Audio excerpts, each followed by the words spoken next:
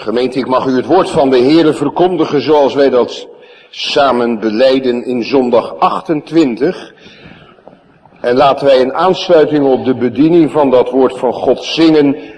Psalm 63 vers 2. Dit is de spijze die mij voedt, dat ik u prijs in stille nachten en overleg in mijn gedachten hoe u mij altijd hebt behoed. U wilt mij met uw vleugels dekken. Psalm 63 vers 2. Wij doen belijdenis van ons christelijk geloof in zondag 28. Hoe wordt u in het heilig avondmaal onderwezen en ervan verzekerd dat u aan het enige offer van Christus aan het kruis volbracht en aan al zijn schatten deel hebt? Christus heeft mij en alle gelovigen een bevel en daarbij een belofte gegeven. Hij heeft bevolen tot zijn gedachtenis van dit gebroken brood te eten en uit deze beker te drinken. Hij heeft daarbij ten eerste beloofd dat zijn lichaam voor mij aan het kruis geofferd en zijn bloed voor mij vergoten is. Dit is even zeker als ik met de ogen zie dat het brood des Heeren voor mij gebroken en de beker mij gegeven wordt. Ten tweede heeft hij beloofd dat hij zelf mijn ziel met zijn gekruisigd lichaam en vergoten bloed tot het eeuwige leven voedt en verkwikt. Dit is even zeker als ik het brood en de wijn als betrouwbare tekenen van Christus lichaam en bloed uit de hand van de dienaar ontvang en met de mond geniet. Wat betekent dat, het gekruisigd lichaam van Christus eten en zijn vergoten bloed drinken? Dat wij met een gelovig hart heel het lijden en sterven van Christus aannemen en daardoor vergeving van zonden en eeuwig leven krijgen. Verder ook dat wij door de Heilige Geest die tegelijk in Christus en in ons woont, steeds meer met zijn heilig lichaam verenigd worden. En wel zo dat wij, hoewel Christus in de hemel is en wij op de aarde zijn, toch vlees van zijn vlees en been van zijn gebeente zijn. En ook zo dat wij door één geest eeuwig leven en geregeerd worden, zoals de leden van het lichaam door één ziel. Waar heeft Christus beloofd dat hij de gelovigen even zeker met zijn lichaam en bloed wil voeden en verkwikken als zij van dit gebroken brood eten en uit deze beker drinken? In de instelling van het avondmaal, die zo luidt: in de nacht waarin hij werd overgeleverd, nam de Heer Jezus een brood, sprak de dankzegging uit, brak het en zei: dit is mijn lichaam voor u, doe dit tot mijn gedachtenis. Evenzo ook de beker nadat de maaltijd afgelopen was en hij zei: deze beker is een nieuwe verbond in mijn bloed.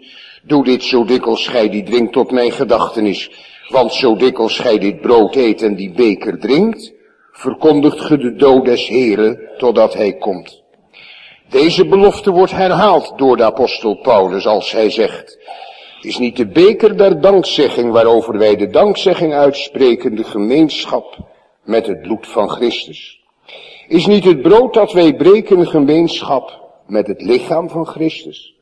Omdat het één brood is, zo zijn wij hoevelen ook één lichaam. We hebben immers allen deel aan het ene brood. Gemeente van onze Heer Jezus Christus. Christus roept allen die in hem geloven. Of om het met onze geloofsbelijdenis te zeggen in artikel 35. Allen die door de Heilige Geest zijn wedergeboren, om deel te nemen aan de viering van het avondmaal. En als u dat bevel van de Heer Jezus om avondmaal te vieren dan wat nauwkeuriger bekijkt, en nu denk ik aan wat wij vanmorgen lazen in de eerste brief aan de Korintiërs, dan ziet u daar 3 heel specifieke elementen in dat avondmaalsgebod meekomen. In de eerste plaats zegt Paulus immers dat wij het avondmaal moeten vieren tot zijn gedachtenis. En als Paulus dat gezegd heeft, dan voegt hij daar tegelijk aan toe: als u zo bezig bent aan die tafel des Heren, verkondigt dan de dood van de Heer Jezus.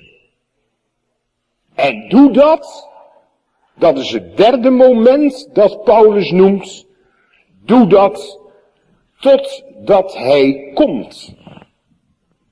Ons korte avondmaalsformulier verklaart dit laatste element als volgt: wij genieten aan zijn tafel de voorsmaak van de overvloed van vreugde die hij ons heeft toegezegd. En zien met groot verlangen uit naar zijn verschijning in heerlijkheid, als hij de wijn met ons nieuw zal drinken in het koninkrijk van zijn Vader. Daarom laten wij blij zijn en vreugde bedrijven. Avondmaal vieren is een feest. Waarom is dat een feest? Wel, zegt dat formulier, doe het totdat hij komt. Elke avondmaalstafel staat in de schaduw van de bruiloft van het lam. Gemeente, deze drie elementen hebben vanmorgen onze aandacht. Ik vat het daarom zo voor u samen: Christus oproep tot gelovige viering van het avondmaal. We moeten het doen tot zijn gedachtenis, opdat we zijn dood gaan verkondigen en in gelovig verwachten van de bruiloft van het lam. Christus oproep tot gelovige viering van het avondmaal. Ten eerste tot zijn gedachtenis. Ten tweede opdat wij zijn dood gaan verkondigen. En ten slotte in een gelovig uitzien naar de bruiloft van het lam. Christus, gemeente, nodigt ons aan zijn tafel. Roept ons tot zijn tafel. Dat is een heel belangrijk gegeven in de Bijbel. En ik wil daar in deze vakantietijd, nu er geen catechisaties gegeven wordt, speciaal de vinger bij leggen voor onze jongens en meisjes, laat ik maar zeggen, uit de oudere groepen van catechisanten. De laatste keer is tegen hen gezegd: denk er maar eens goed over na of je straks in de nieuwe cursus naar de belijdeniscatechisatie zult komen. Christus roept allen die in hem geloven om plaats te nemen aan zijn tafel. En als wij daar dan zitten, dan doet de Heer Jezus, die aan de rechterhand van zijn Vader is gezeten, dan doet hij wat met ons. De catechismus zegt, dan belooft hij ons, zichtbaar in dat gebroken brood, in die beker van de dankzegging, dat zijn lichaam en zijn bloed voor ons tot een volkomen verzoening van onze zonde is geofferd. Dat doet hij met ons. En hij doet aan die tafel ook iets in ons. Er zijn wel eens mensen die zeggen, ik voel er niks van. Maar dan moet je heel nadrukkelijk en aandachtig avondmaal vieren. Dan doet hij iets in ons. Met het evangelie van zijn gekruisigd lichaam en vergoten bloed. Kijk eens, broeders en zusters, naar dat brood, jongens en meisjes, hoeveel de Heer Jezus van je houdt. Met dat evangelie voedt en verkwikt hij onze ziel. Dieper kan het niet. Ons geloofsleven, onze persoonlijke geloofsband met de Heere, voedt, verkwikt hij, pekt hij op, verdiept hij, raakt hij aan met het evangelie dat daar zichtbaar gemaakt wordt in brood en beker. Dan gaat je hart toch sneller kloppen. Gedenkkwasten. wordt telkens weer herinnerd aan de grootheid van Gods verbond. Opdat je door het geloof zijn geboden gaat bewaren. Vandaar die gouden manchetknopen, Israëlieten, aan de hoeken van je kleed. Het Oude Testament, gemeente, eindigt met de opdracht van de profeet Maleachi in hoofdstuk 4. Waarin heel dit evangelie als het ware wordt samengevat. Het luidt als volgt: gedenk de Torah, de wet van Mozes. Dat betekent heel Gods heilsopenbaring. Kijk daarnaar. Denk daarover. Ga er eens over zitten. Denk hoe groot God is. De God van de schepping. De God van de psalmen. De God van de uittocht, van de verlossing. Denk aan de wet van Mozes. Het is de zonde van de kerk en van kerkmensen alle eeuwen door geweest. Ik noem u nog eens iets. Psalm 78. Dat ze niet meer nadachten. Dat ze niet meer naar die gedenkkwasten keken. Dat ze nog wel naar het avondmaal gingen, maar het zei hun eigenlijk niks meer. Het was een dode traditie geworden. Psalm 78 roept het uit. Zij vergaten Gods werk. Ze wisten het allemaal best. Maar het deed hun niks meer. Ze deden er niets meer mee. Ze vergaten Gods werk. En toen ging de kerk. Dat was in Israël zo. En dat is in de nieuwe bedeling zo. Toen ging de kerk geestelijk kapot. En vandaar die hartstochtelijke oproep van Psalm 103. Vergeet niet één van zijn weldadigheden. Vergeet ze niet. Het is God. Het is je buurman niet. Het is God die ze u bewees. En nou zegt de Heer Jezus tegen een ieder die in hem gelooft: kom jij eens bij mij aan tafel zitten. En kijk dan maar naar dat brood. En kijk naar die beker. Maar niet omdat dat brood zo belangrijk is, want het is droog brood. En niet omdat die beker zo belangrijk is, want het is helemaal geen dure wijn. Maar je moet naar dat brood en die beker kijken, tot mijn gedachtenis. Kijk er eens goed naar. Kijk er eens goed naar. Dan zie je pas hoeveel ik van jou houd. Naar de belofte aan Abraham, Isaac en Jacob. Naar de belofte aan Adam en Eva. En aan al de vaderen. Heeft God zijn zoon in deze wereld gezonden. En Jezus Christus heeft ons vlees en bloed aangenomen. En de toorn van God waaronder wij eeuwig hadden moeten wegzinken, heeft hij gedragen van het begin van zijn leven tot het eind. Denk daar eens over na. Zeg dat eens tegen die onwillige jongen en dat met de wereld flirtende meisje.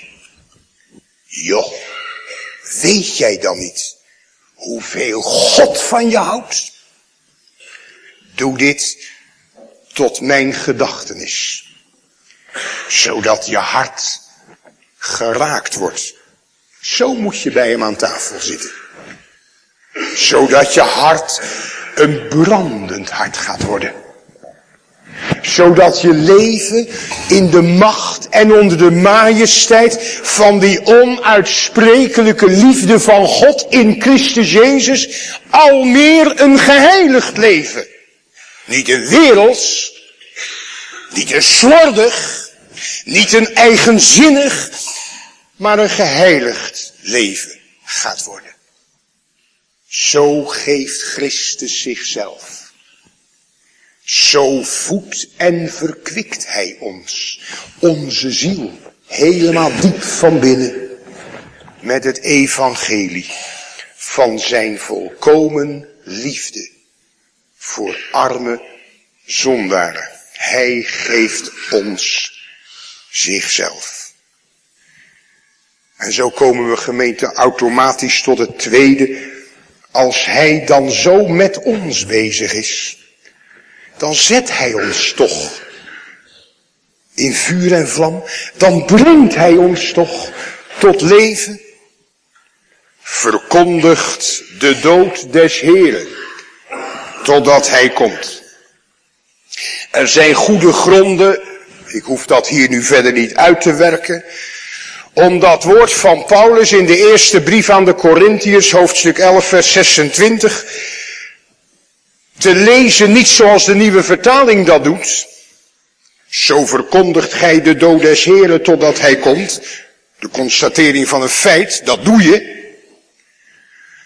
Maar om dit woord te lezen als een bevel, als wij aan zijn tafel plaats mogen nemen, tot zijn gedachtenis, daar geestelijk intensief bezig mee zijn, met die liefde van Christus voor ons, dan komt daar gelijk in het verlengde daarvan het bevel, verkondigt nu die onuitsprekelijke liefde van Christus. Maak die alom bekend. Dat verstaat een kind. Als een kind iets heel moois voor zijn verjaardag krijgt, dan gaat hij gelijk naar zijn buurvriendje of vriendinnetje toe om tegen hem te zeggen, kijk eens wat ik van mama en papa gekregen heb. Daar gaat hij niet mee wegkruipen. Dat vertelt hij. Wat zijn wij toch een rare mensen, gemeente. Christus geeft ons zichzelf. En wat doen we ermee? Loopt onze mond dan over van die Christus die ons zichzelf geeft? En die dat walmende pitje van ons zwakke geloof komt voeden en verkwikken met zijn onuitsprekelijke liefde. Waarom komt er toch zo weinig van terecht? Van wat daar na elke avondmaalsviering hier in de kerk gelezen wordt. Geliefden in den Here, nu de Heer ons aan zijn tafel zo rijk gevoed heeft, laten wij samen de naam van de Heere loven, verkondigen, naar buiten brengen. En een ieder spreken in zijn hart aldus, loof de Heere mijn ziel. Dan hoef je geen leger des heils mensen te worden. Maar dan mag je met mensen om je heen, dan zul je met mensen om je heen praten over het wonder dat God van je houdt. Zoveel dat hij naar de belofte aan de vaderen zijn eigen zoon niet heeft gespaard.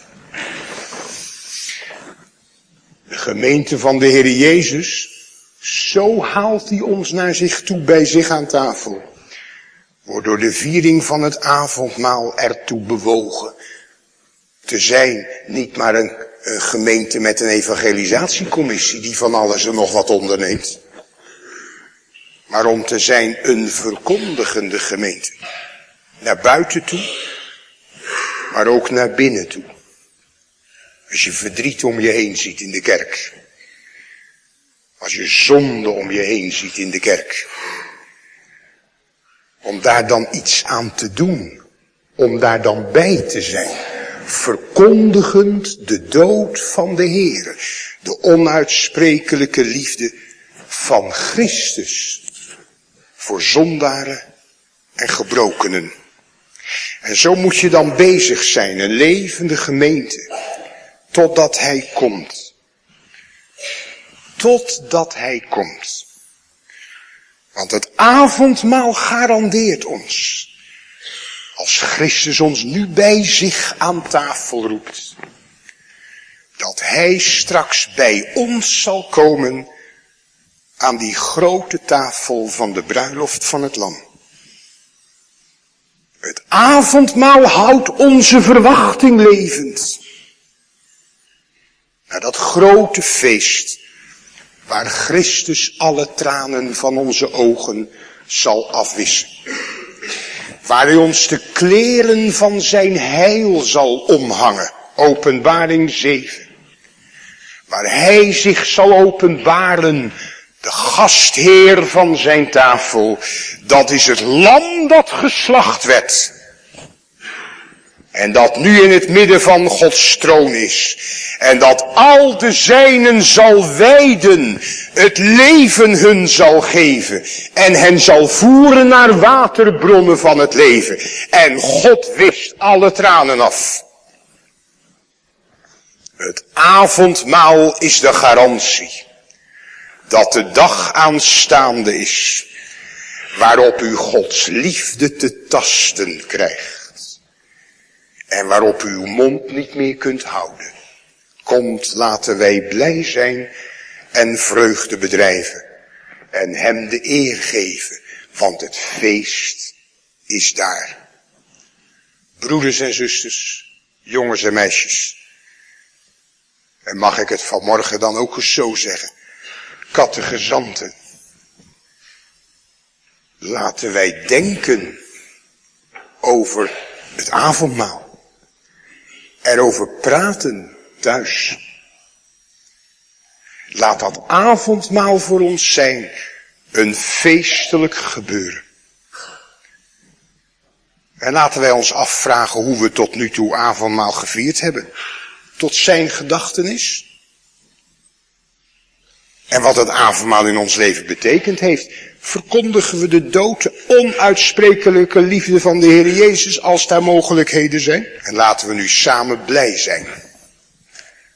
Samen mogen wij op weg naar een toekomst die geen oog heeft gezien. En geen oor heeft gehoord. En die in geen mensenhart is opgeklommen. Maar, dat is de zekerheid van het avondmaal. Maar die God ons bereid heeft in Christus Jezus, onze Heer. En op weg naar dat feest, Psalm 63, beveiligt Hij ons.